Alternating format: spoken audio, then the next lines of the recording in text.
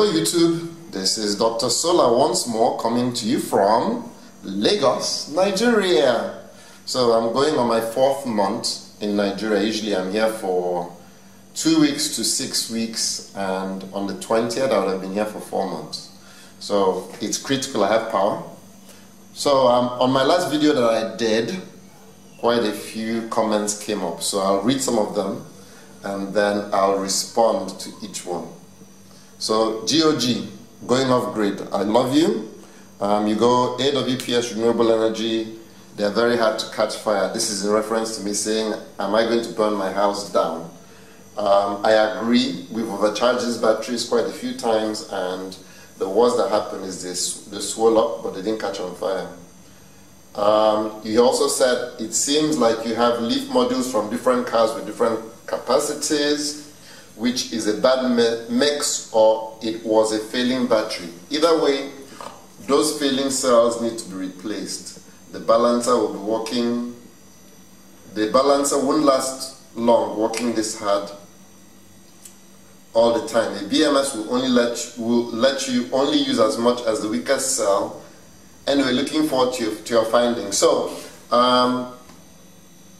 we purchased these cells from, or these modules from, people who resell them on eBay. The original set I got, I actually purchased from a guy in Oklahoma, and he said he had a ridiculous quantity of them, and I think I initially bought about 70 or 80 of them, and I installed them at different places.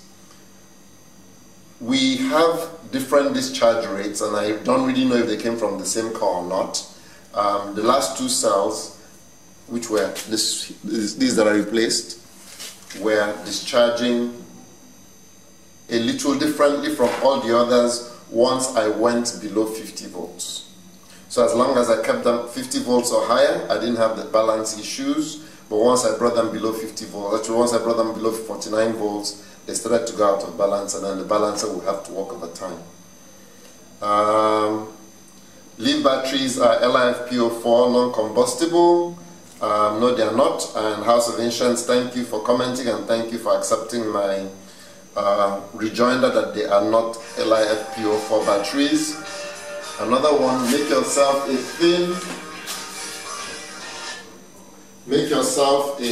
thin plastic tank of water, put it above, and if you have fire, it will rupture and put out flames as a bit of safety device or CO2. Brian Carney, thank you very much. The Arduino flame detector, I'm not sure my technical abilities are there yet. I have someone in my office who's been playing with the Arduino. He's one of our techs. Maybe I'll visit that. The plastic tank idea, I'm not so sure, because I have all these inverters and all these electricals there. I'm not so sure I want to water, but you know what? If it catches on fire, it might not really matter. Your suggestion might make better sense than me worrying about having water over my batteries. John Smith, thank you very much. I don't think you will harm the batteries by doing this, but best method is to take them offline and parallel them. They'll balance, no fire hazard. Yes. When I'm not being lazy, that's what I'll do. I'll connect all the positives in parallel, the middle cells in parallel, and the negative cells in parallel. And generally that has worked. But on this day, as I explained, I'm 100% off grid. I do not have any other means of powering my refrigerators, my internet, my lights, my AC. This is it.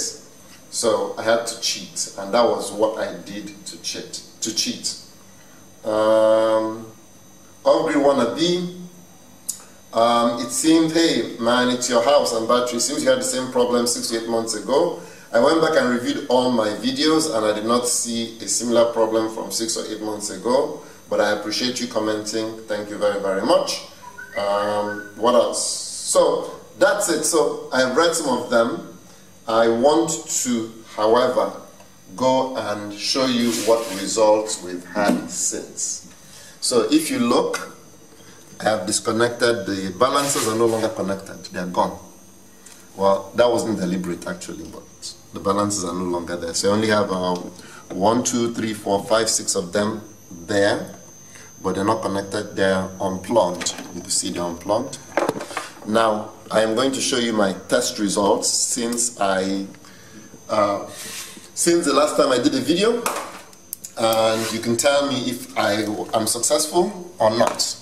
So if you recall, this was the cell I replaced, and these two were reading much higher than all the others. And the concern I had was if I try to put full charge onto them, then these will run off since I don't have a BMS, and these will not catch up, and we might, catch the house on fire. Well, thanks to all of you that commented. GOG, I've seen you do penetration tests and combustion tests on batteries, and I agree with you. Chances of me burning the house down was very minimal, but chances of me damaging the batteries were quite high. So let me show you my results. Here's my trusty my cheap multimeter.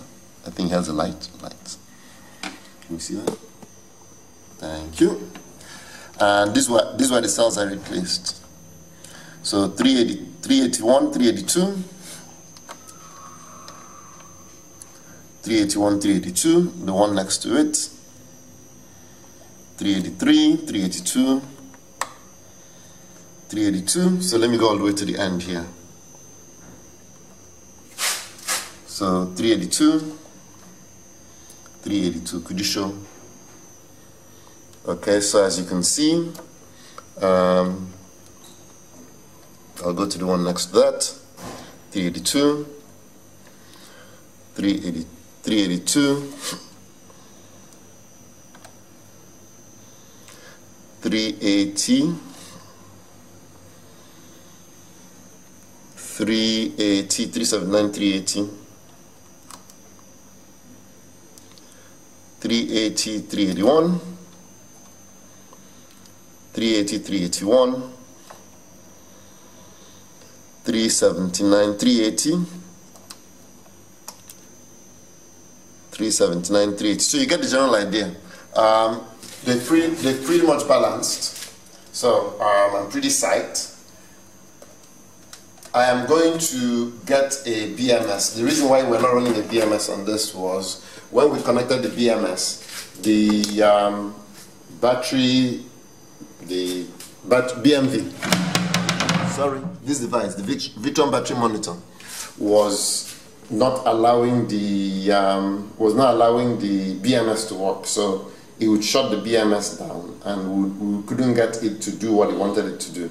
So I'm going to buy another BMS, especially one of those programmable ones, and I'll put it on, and then I wouldn't have to worry about overcharging particular cells, and I can get the maximum out of the batteries. I've set it back again to 57.4. 57.4 is about 4.10 per cell. So before when I did the last video, I was keeping it at 55, 56, which was under 56, which was about a little under 4 volts per cell. Now I've pumped it up to 56, and we're now at 4.10 volts per cell. So if you like what you see, please give me a thumbs up. I thank all of you that commented, and I thank all of you that gave suggestions on this. It was it was a good eye-opener. It was a very good experiment for me, and I am very happy to be part of this YouTube community where I have resources like you, where you comment and you show me my errors, or you encourage me to continue doing the experimentation that I've been doing. Once again, this is Dr. Sola coming to you from Lagos, Nigeria. Give me a thumbs up if you like what you see. If you're yet to subscribe, please click the subscribe button.